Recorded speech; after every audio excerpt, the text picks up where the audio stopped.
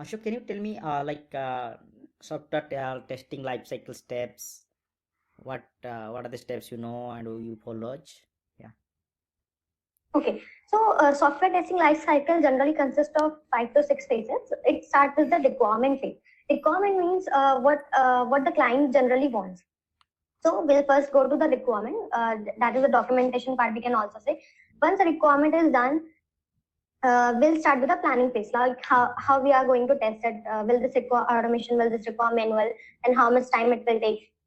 Then once requirement analysis and the planning phase are done, we will go into the that designing part. That is the test case designing, any documentation we have to prepare, or any kind of thing we have to write for that to test further. Okay. Once this is done, we will go to the environment setup part, like on which environment we have to test this application. Suppose if it is a general hotfix, then we can simply test it on pre-prod and then send it to prod. If it is a basic feature, we have to start it with the demo environment. Then we have to test it on pre-prod environment, and then finally on the prod environment. Then we can send the application to the prod environment, that is the Play Store or the App Store. Once we test the application, once this environment setup and basic testing is done, we'll just perform the test cases execution so that any feature or so that any steps or any particular functionality should not left. Once this is done, uh, we'll complete the cycle by sending it to the prod. Okay. Okay. So, in your last project, can you tell me like how many test cases you have written and how many defects you reported?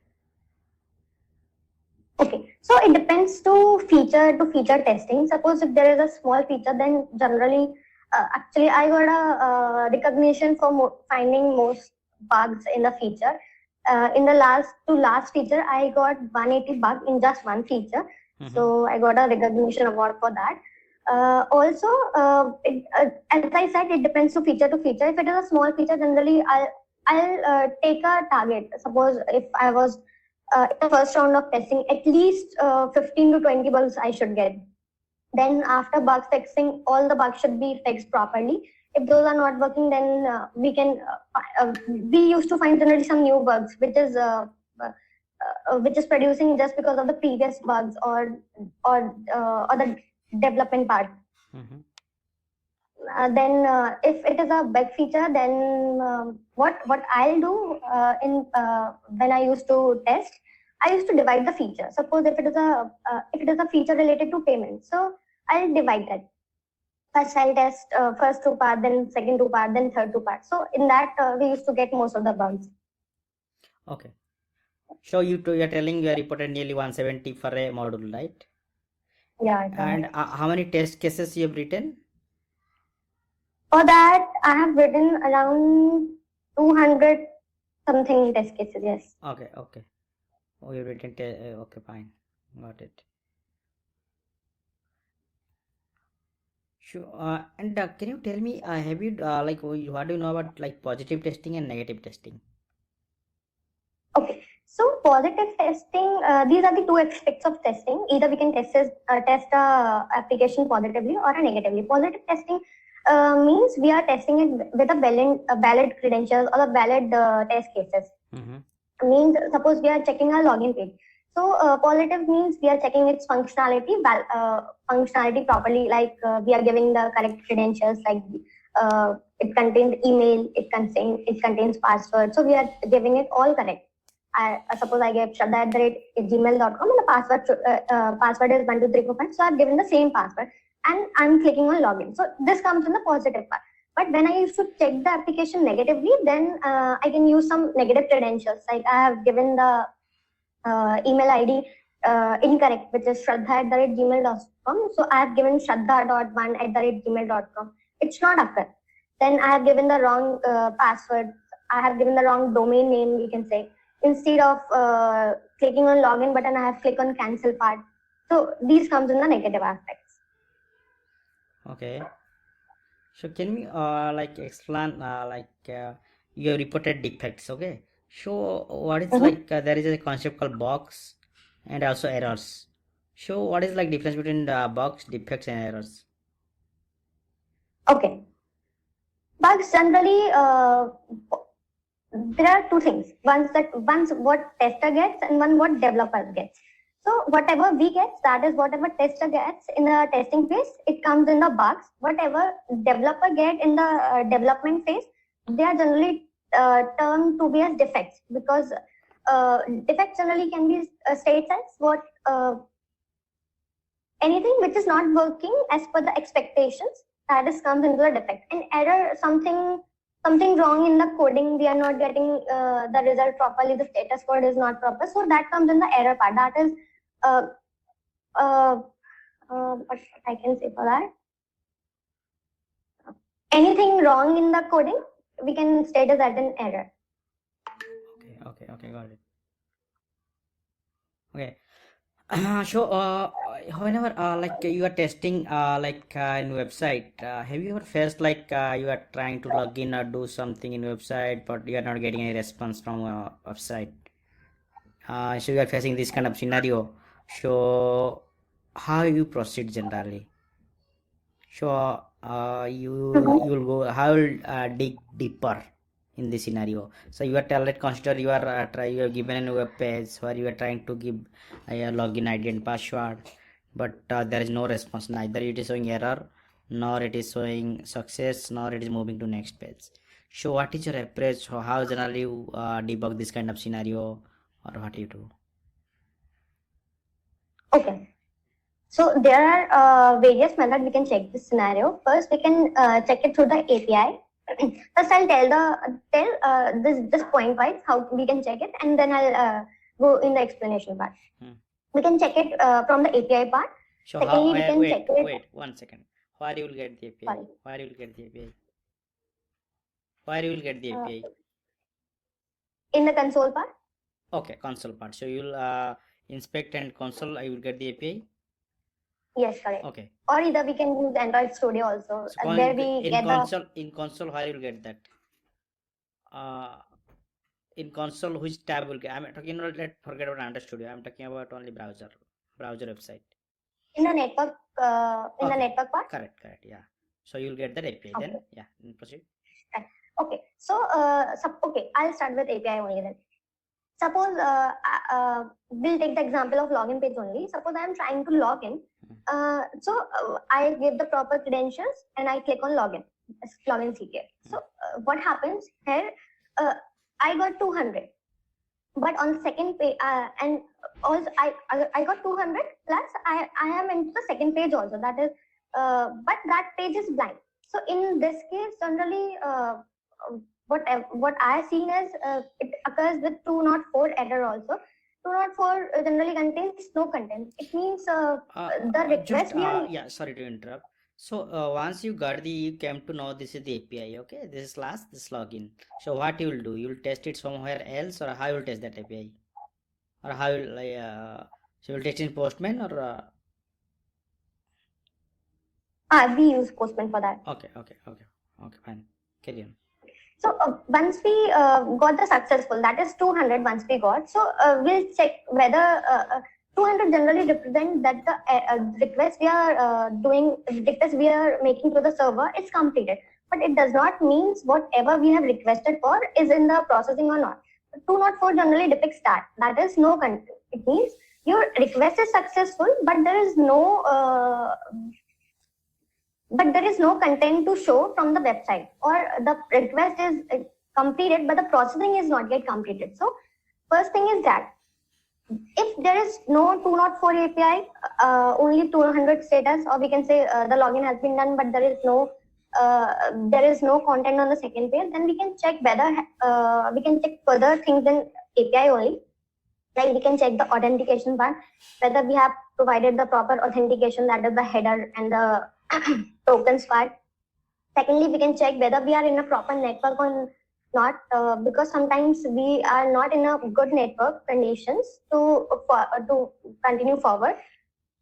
Then third thing we can check in this case is first we can check API, then we can check the authentication part, then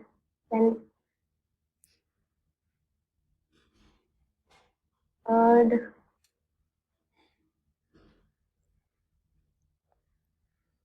So I have to think about this for the third part. Okay, no problem. Yeah. So now come to it's fine. So now come to authentication part. So you told like anyhow it's authentic. So there is a authentication token in most of the API, right? If you are not passing that Right. token, what will be generally responsive phase? There is authentication token for every API you pass, right? Because it should be identified. Whatever the API your team provides, so it should be come up with some authentication or some authentication mechanism, right? Otherwise, anyone can call your API, they can use your API. So, in case you are not passing your authentication mechanism, you are not passing authentication token, generally, what is the error that API throws? Okay, API generally throws unauthenticated error. Unauthenticated error generally comes in the generally comes from the server, from the client end, that is for not APIs. For? So we sorry, What is the status code you told? for not APIs. For not. I'm telling it further. Okay. Shall I continue? Yeah. So we either get 401 or 403. 401 generally occurs where we are authenticated, but we have somehow given the invalid IDs or the password. It means that you are not authenticated in that sense. You have to provide the correct credentials to enter into any application. We get 403 in another authentication case where it defines forbidden. With 403 API generally defines forbidden. Means you are authenticated. You have given the correct IDs or the password. Any details you have given is correct, but still you are not privileged to access those data. So we generally get two APIs, 401 and 403 in this case. Okay. So can you tell me I have given you an application like Amazon, okay? So now I asked you to test the feature. So now you are adding some particular mobile. You are clicking on add to cart 1 time, 2 time, 3 time, and 5 time. I'm just buying one feature. Also buying one product. Let's consider buying a mobile like same mobile 5 times. Clicking on add 5 times. So how you will test that feature?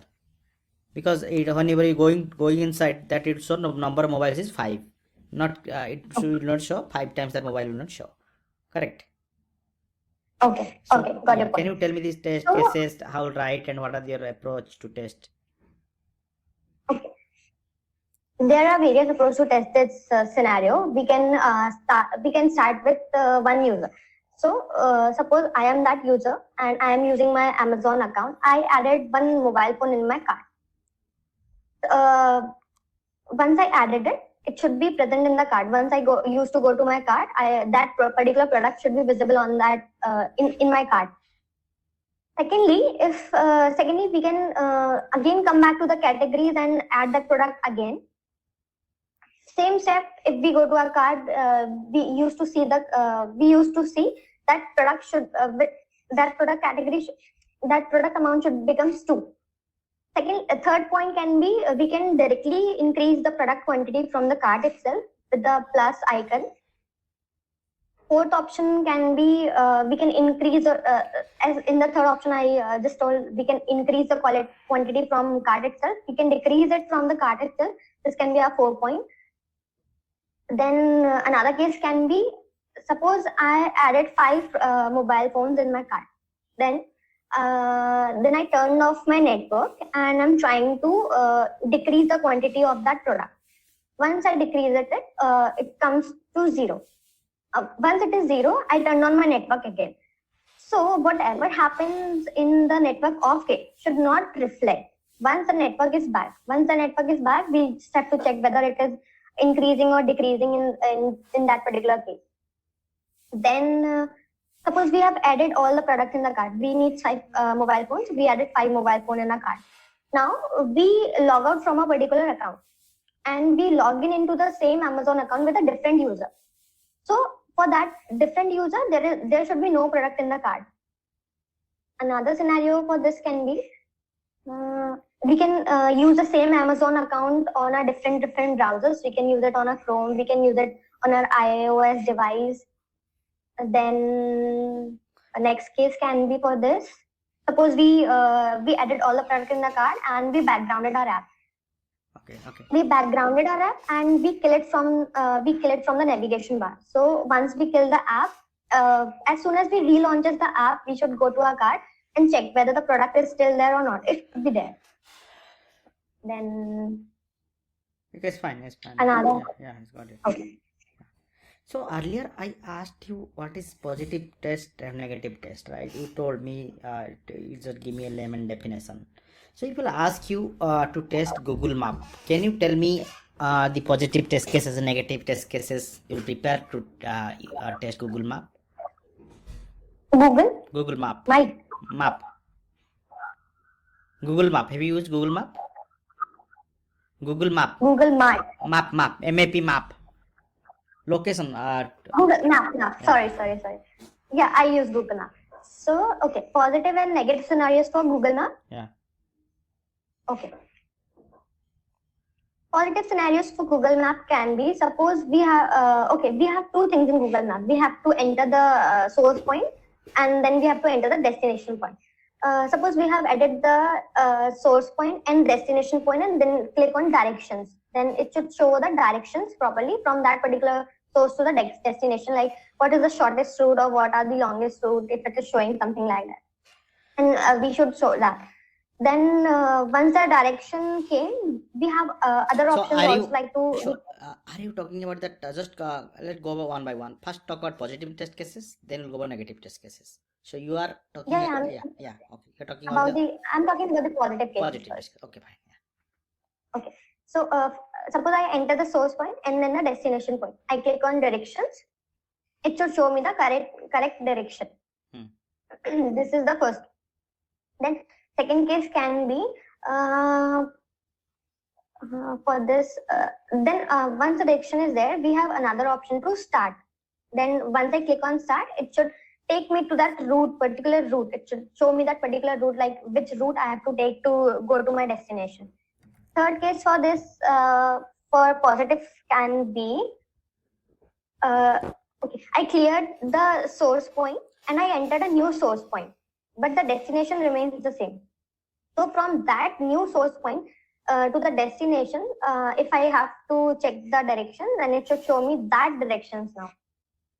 Then fourth case for this can be,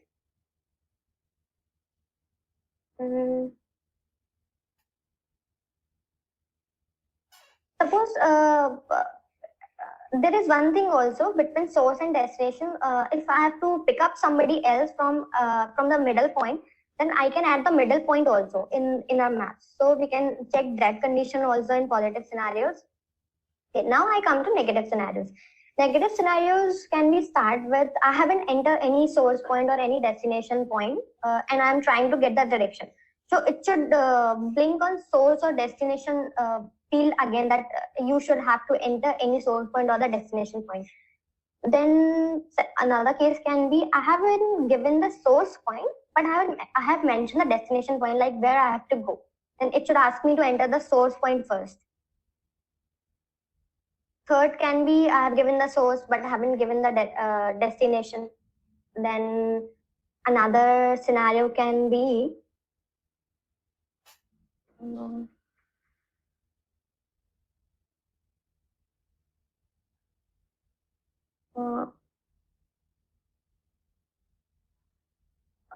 another scenario can be for negative testing in maps.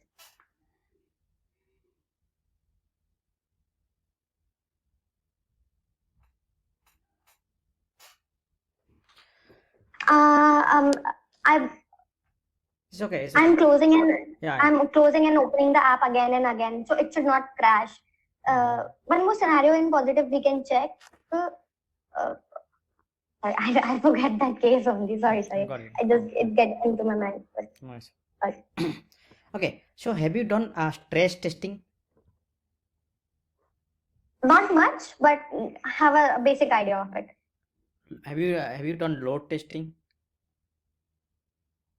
No, not into the non-functional testing that much, but yes, I'm into the functional testing part. Okay, do you have an idea on what is load testing?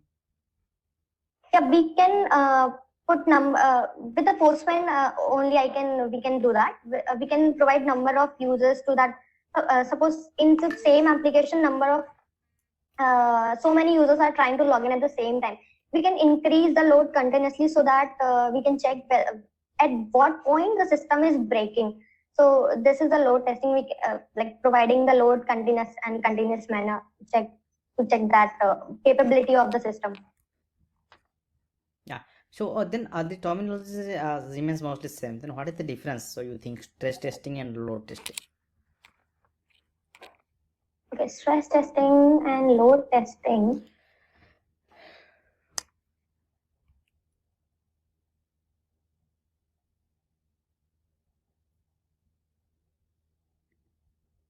Um,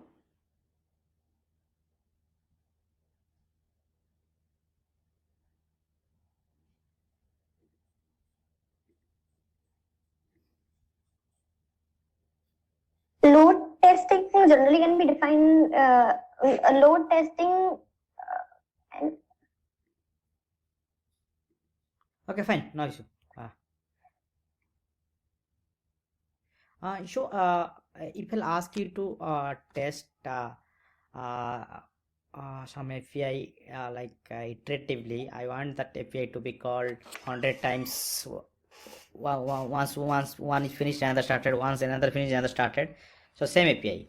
Iteratively, repeatedly, you have to call that API in Postman. How will you do that? Okay. In this case, we can.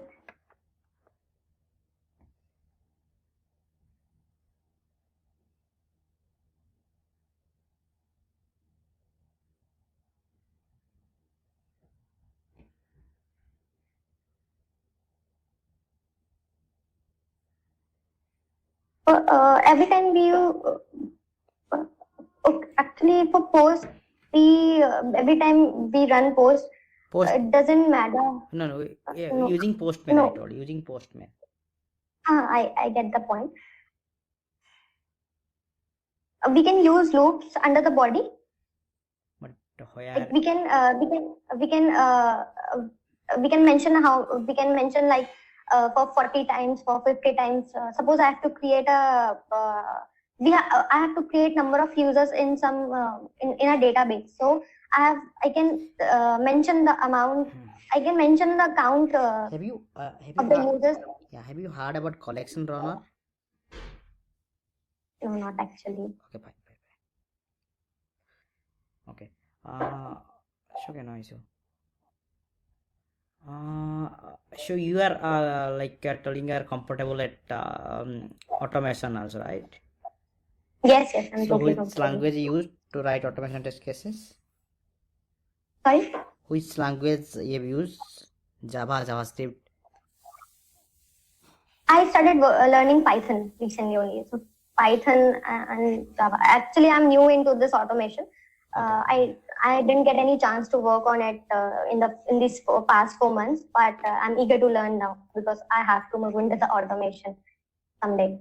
So I started with Python, as I think Python is a little bit easier than the other languages. It does not use that much drivers and all. So you are good at Python? Yeah, I just started learning Python. So have you written any test cases using Python? No, not yet. I'm just a beginner. I'm learning it. Okay. So earlier you told you wrote some automation test cases using some script, right? Some tool.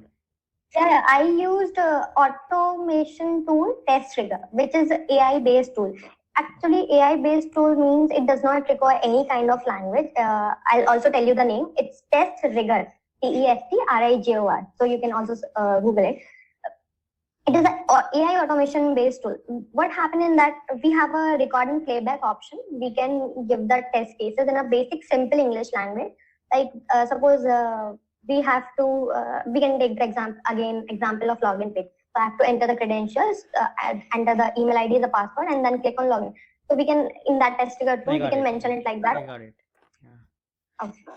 No, I'm not telling about positive, negative. My intention is you got a mobile app. Okay. Now, you are in that mobile app. So there is no time. Once you logged in, that session is like infinity. It never logged. It never expires. So it never. So there is no need to log out. So that's why no, like, developer has not implemented logout as it is an infinity session.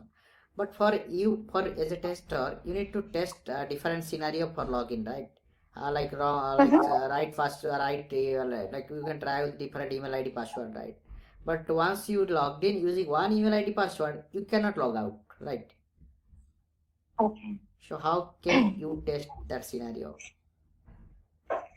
Okay, in this case, we can, okay, I'll start with, suppose I log in into an application. Then after exploring it 2 to 5 minutes, I just backgrounded my application and logged my device.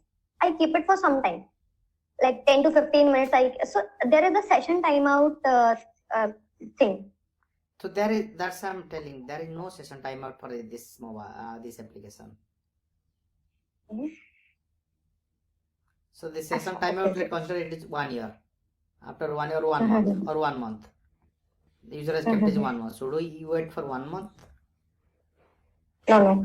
Okay, in this case, further test scenarios can be,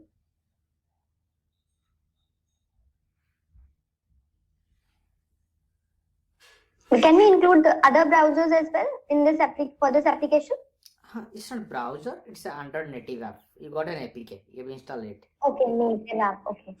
Under native under native APK, you got an installed in your device for testing. Okay, we can with the same user account, we can install the application on different devices. This we can check. Then for what else we can check for the scenarios? We can kill our app. Suppose I'm using Amazon app, and from the navigation bar, I just kill my app by swiping it to the left side. But And it will again, it will not log out, right? Killing your app will not log out. Will you open it again? Okay, I got it. We can uninstall and install the app again. Then what else we can check? Installing done. Different devices done. Okay, fine. Yeah, that's fine. On install can do it, but there is a feature you can clear the like cache, right? You can do it, clear the cache, and it will without on install you can do it. Yeah. I was just sorting for the scenario, like we can clear the cache or we can clear the all the data. It just came into my mind, but I thought whether this can be the scenario or not. Okay. So have you ever tested SOAP API? No, we are into the REST APIs only. Do you know what is a SOAP API? Not much. I can try answering it. Okay, fine. No, you can skip it. And like REST API, what is the format it supports? What are the format it supports? Okay. Basically, it works on CRUD: create, read, update, and delete. So create means no, I'm telling data format. Okay, there are basically three commands: DML, DDL, and the DCL command. DML is the data manipulation language, DCL is the data control language, and DDL is the data defining language. Data manipulation language means we already have some data and we have to change it. Like, so we can create, alter, update. Then data control language, we can if we have to manage any sort of data, then we can select it, update it. And DDL is the data defining language. We can select it, we can alter it, we can delete it. These are the three basic commands we can use. Okay, fine. Sir, so